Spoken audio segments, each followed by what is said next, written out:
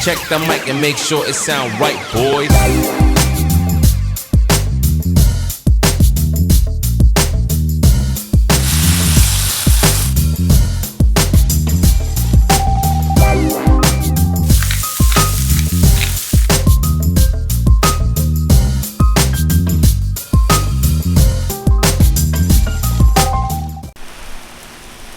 Hello everybody and welcome to the show. Yes, we are cooking in the rain again. It seems like every time we cook chicken fried rice it's in the rain. Alright, stick around for that. So this video is sponsored again by Misen. Misen is a great company. They make knives, they make cookware, and I am very impressed with these knives. Make sure you click on the coupon link above and you get 20% off by using coupon code BIGCAT305. So check these out. It's a great product and I am very impressed with them. Get yours today. Alright, so we're going to cut up some green onions here. And nothing fancy, just chop, chop, chop. Look at these green onions. These are definitely some of the nicest green onions I've seen in a while. So after we chop those up, here's what they look like. And we're going to put those in last. Next up we have some carrots. And I like to peel the carrots, if you will, and make them look like that. Get all that brown stuff off of there. They just look nicer. Just peel them. And then I cut them into like 1-inch strips. And then from there, I'm going to turn them, cut them, turn them, cut them a couple times so that they are relatively small chopped. And here we go fast for you. Chopping them smaller will definitely help cook them quicker. Just a couple more and we are done. Perfect. So next up, green peas. This is the easy part. In the bag. Just take out a cupful. Stick them in a bowl. Then we have some boneless, skinless chicken thighs. I prefer the chicken thighs. I like to cut the fat off. Just the excess. Don't take too much time, but here we go. Just make sure you take off the big stuff. And here we go. This will definitely make a difference. So chop these up into bite-sized strips. Again, does not have to be perfect, but you want them in pretty good even sizes. And chicken is done, and here is what it looks like. Just like there. Perfect. Ready to go. Next up we have a large yellow onion, and we're just going to give this a rough chop basically.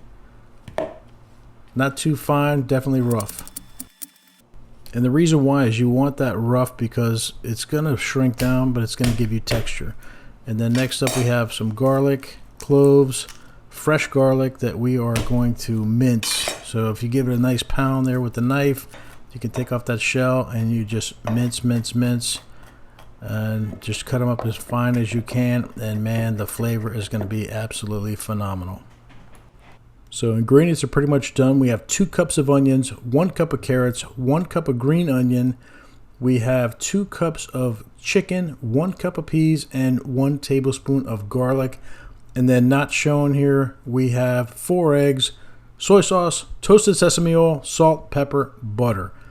All these will be in the description below. And then finally, we have 9 cups of cooked rice, which is the equivalent of 3 cups of uncooked rice. I use jasmine rice here. I cooked this the night before and put it in the fridge, and you can wrap all this up the night before as well. I highly recommend wrapping the night before because that way you are ready to go. So here we go. We crank up the Blackstone and get this sucker preheated. I only use the 2 right burners. I'm going to leave the left side for cooling. And then, of course, now you can hear that thunder coming through, man. I could not believe it. Every time I cook chicken fried rice, it decides to rain. I don't know why, but it does. So I like to wipe it down with a little bit of oil first just to get it going. And then we're going to start off with just a pat of butter. And we are going to cook our eggs. So there's a couple ways. You could scramble these ahead of time or just put them down. Since the presentation part of it is not really that key, I figure it's easier just to crack 4 eggs, throw them on the hot griddle, and kind of scramble them as we cook them. So that's what I did. So 4 eggs down, and get your tools and just break the yolks and let that Blackstone do its job. No need to go crazy here. Like I said, it's It's just kind of a half. It's a half scramble. I'll call it a half scramble. How about that? Half scramble. So half scramble, mix it around a little bit, chop it up, let the Blackstone cook it. And once they get nice and set up, then you're going to chop them up a little bit more.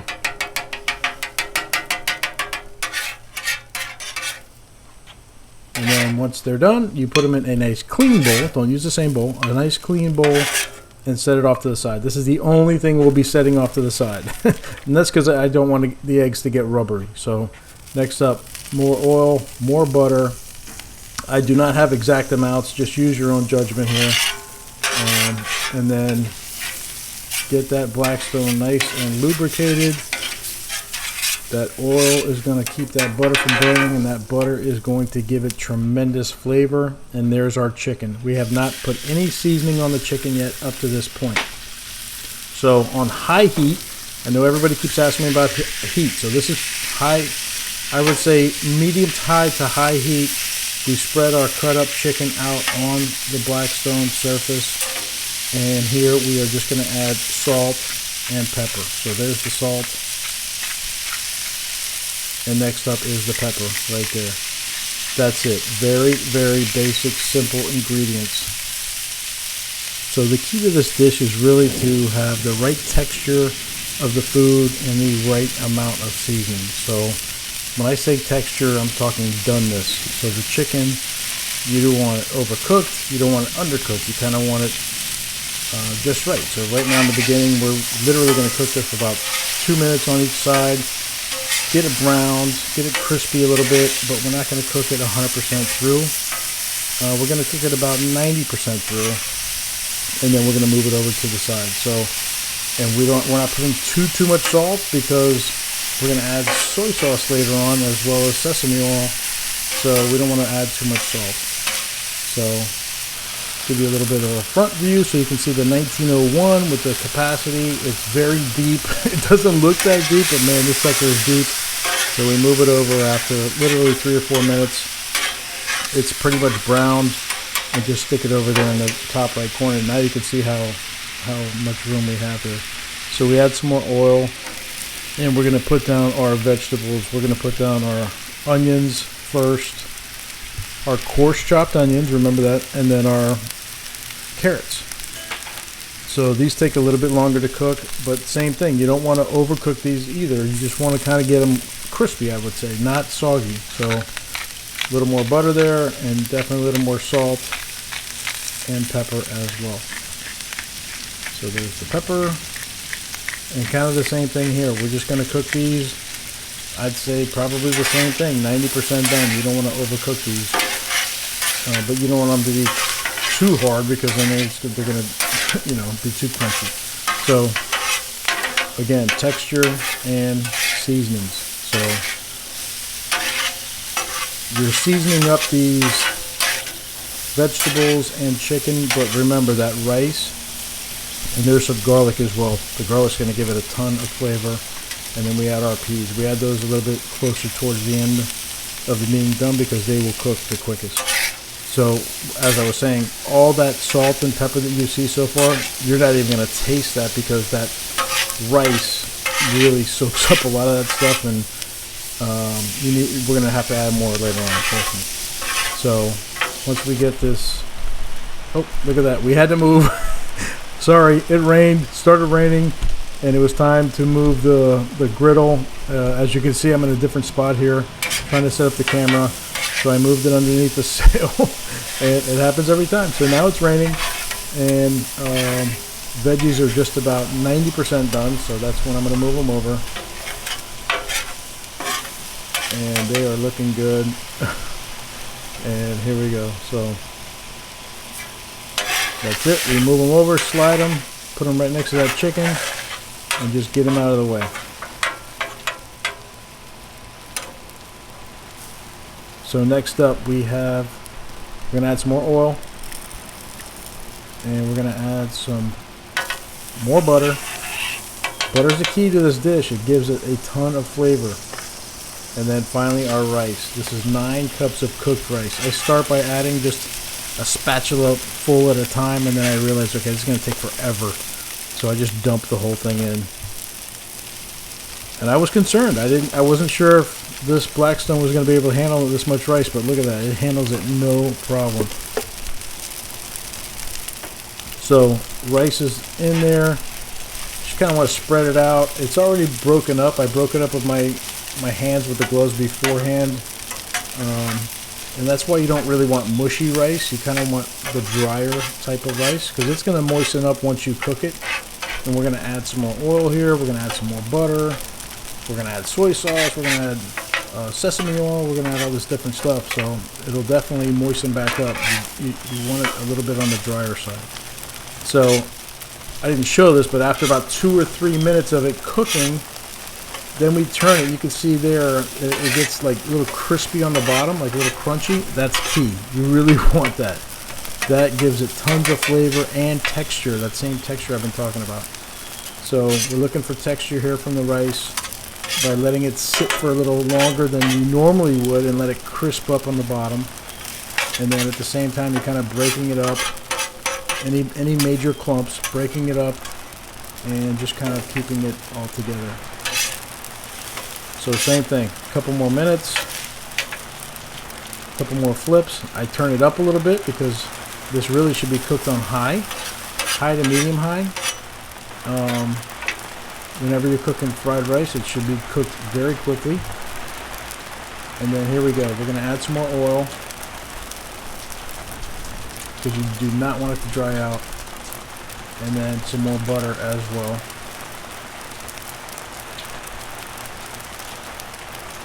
And then next up here, just mix it up, mix it all together. You do a lot of mixing with this rice. You do not want clumps of butter or clumps of anything. You just want it all mixed together nicely. And it all becomes kind of one, so to speak. So we keep mixing, keep mixing. This is the fun part. And I was a little concerned here, like I said, but look, I mean, that rice is staying in its little area, and it's a big area, trust me, it's a big, big area. So here, I lost some footage, but I had mixed in the vegetables. I had added some soy sauce, probably about 3 tablespoons of soy sauce. I just squeezed it from my squeeze bottle, so I can't give you an exact amount. And it's by taste. It's really by taste, by color. But you know, we lost some of that footage, so you want to do that for a couple minutes. Really, that's it.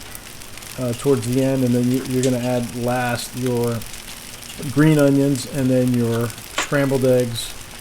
This is the last step. You don't want to put those in early because you don't want them to get overcooked. And then look at all those beautiful colors. We mix them all together, get those flavors combined, and here's what I'm talking about with the texture and the spices and the flavors all kind of coming together all at the same time.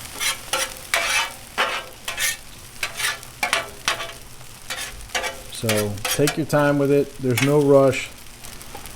And looking good. At this point, we turn it off and we add our sesame oil. This is the last step. This is kind of like a finishing oil. You don't really want to cook with this. This is more for the flavor. And do not put too much. I was lucky because that top was a little bigger than I expected. And I got about a tablespoon, maybe a half a tablespoon out, which is perfect. But any more than that, I mean, luckily I had a lot of rice. It's very, very powerful stuff, so less is more with the sesame oil. So we are mixing it up here, getting it all combined with that sesame oil. And I give it a little taste, and I realize, okay, it does need a little more salt and pepper because that's a lot of rice. So I would highly recommend this. You can always add, but you can't take away. It's easy to add just a little bit at the end, which is what I did, and it came out absolutely perfect. So added a little bit of rice to the end there. One more mix. And you can see the steam coming off of the top of there, and it's beautiful, and it's raining, but it doesn't matter because our chicken fried rice is looking absolutely ridiculous.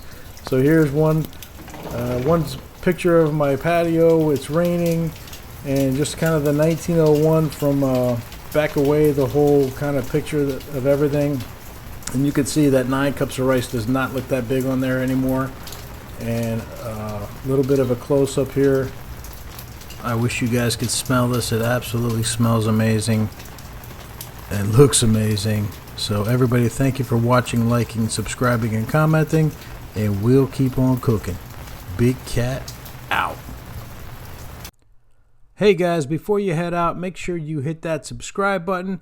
Check out our new merchandise as well as our new ebook, Griddling Favorites. Everybody, stay safe and have a great day.